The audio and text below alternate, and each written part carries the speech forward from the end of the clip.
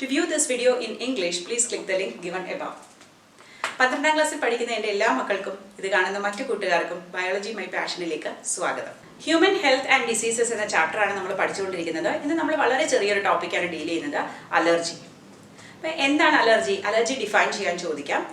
Exaggerated response our body to certain allergens in our environment. അതായത് നമ്മുടെ എൻവയറമെൻറ്റിൽ ഉണ്ടാകുന്ന ചില സബ്സ്റ്റൻസ് നമ്മുടെ ബോഡിയിൽ ചില എക്സാഗ്രേറ്റഡ്, അതായത് കൂടുതലായിട്ടുള്ള ചില റെസ്പോൺസസ് ക്രിയേറ്റ് ചെയ്യും. അതിനെയാണ് നമ്മൾ അലർജി എന്നത്. നമ്മുടെ ബോഡിയുടെ റിയാക്ഷനാണ് അലർജി. അപ്പോൾ അലർജിയിൽ ഇൻവോൾവ് ആയിരിക്കുന്ന ആൻറ്റിബോഡി എന്ന് പറയുന്നത് ഇമ്മ്യൂണോഗ്ലോബുലിൻ ഇ ആണ്. നമുക്കറിയാം 4 ടൈപ്പ് നമ്മൾ പഠിച്ചു. ഞാൻ ഗെയിം എന്ന് ഓർക്കണം എന്ന് പറഞ്ഞു. GAME അല്ലെ, ഇമ്മ്യൂണോഗ്ലോബുലിൻ GAM ആൻഡ് E. അതിൽ ഇ ആണ് അലർജിയുമായിട്ട് ബന്ധപ്പെട്ടിരിക്കുന്നത്. ഇനി അലർജി ഉണ്ടാക്കുന്ന സാധനങ്ങൾ, anything that can cause allergy in a person, that is called allergen. അപ്പോൾ അലർജൻ പലതരത്തിലുണ്ടാകാം. ചിലപ്പോൾ അത് പോളൻ ഗ്രെയിൻസ് ആകാം, അല്ലെങ്കിൽ ആനിമൽ ഡാൻഡർ, അല്ലെങ്കിൽ മൈറ്റ്സ്, പൊടിയാകാം, ഡസ്റ്റ്, അതല്ലെങ്കിൽ ചില സർട്ടൺ ഫുഡ്, നമ്മുടെ ഫുഡിലുള്ള ചില ഇൻഗ്രീഡിയൻസ് ആകാം, അതല്ലെങ്കിൽ ചില കെമിക്കൽസ് ആകാം. അപ്പോൾ പലരിലും അലർജിയുടെ കാരണങ്ങൾ പലതാണ്. പല അലർജൻസ് ആണ് അലർജി ട്രിഗർ ചെയ്യുന്നത്. അപ്പോൾ ഇത് ഒരാൾക്ക് അലർജി ഉണ്ടെങ്കിൽ ആദ്യം എന്തിനോടാണ് അലർജിക്ക് എന്ന് കണ്ടുപിടിക്കണം. അതിനായിട്ട് സാധാരണ ചെയ്യാറുള്ളത് പലതരം പോസിബിൾ അലർജൻസ് നമ്മൾ വളരെ ചെറിയ ക്വാണ്ടിറ്റിയിൽ അയാളിലേക്ക് അഡ്മിനിസ്റ്റർ ചെയ്തിട്ട് അതിൻ്റെ ബോഡിയുടെ റെസ്പോൺസ് നോക്കുകയാണ് പതിവ്. അപ്പം ജനറലി ഒരാൾക്ക് അലർജി ഉണ്ടായാൽ പ്രധാനപ്പെട്ട നമ്മൾ കാണുന്ന ചില സിംറ്റംസ് ഉണ്ട്.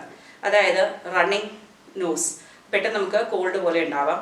വാട്ടറി ഐസ്, കണ്ണൊക്കെ നിറഞ്ഞ് ചൊറി അല്ലെ, ഇച്ചിങ്, അങ്ങനെയുള്ള സ്നീസിങ്, തുമ്മൽ, അതൊക്കെയാണ് അലർജിയുടെ പ്രധാനപ്പെട്ട ചില റെസ്പോൺസസ്.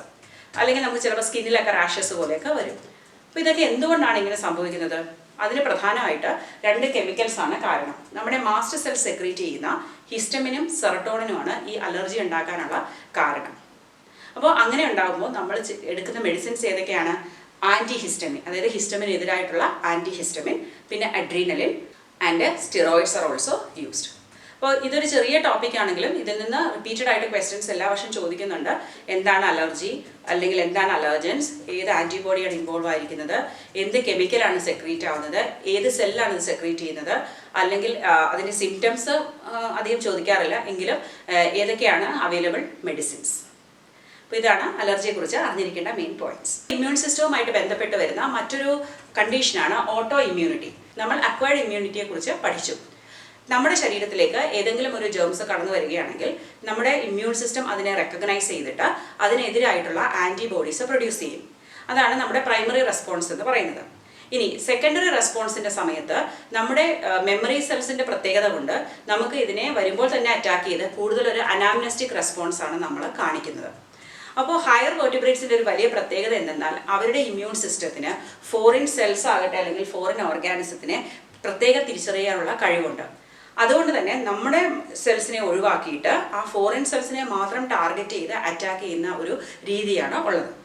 പക്ഷേ ചില സമയത്ത് ജെനറ്റിക് പ്രോബ്ലം കൊണ്ടോ അല്ലെങ്കിൽ ഇമ്മ്യൂണോളജിക്കൽ പ്രോബ്ലം കൊണ്ടോ ചില സമയത്ത് ചിലരിൽ അവരുടെ ഇമ്മ്യൂൺ സിസ്റ്റത്തിന് അത് സ്വന്തം സെല്ലിനെ തന്നെ നശിപ്പിക്കാൻ തുടങ്ങും.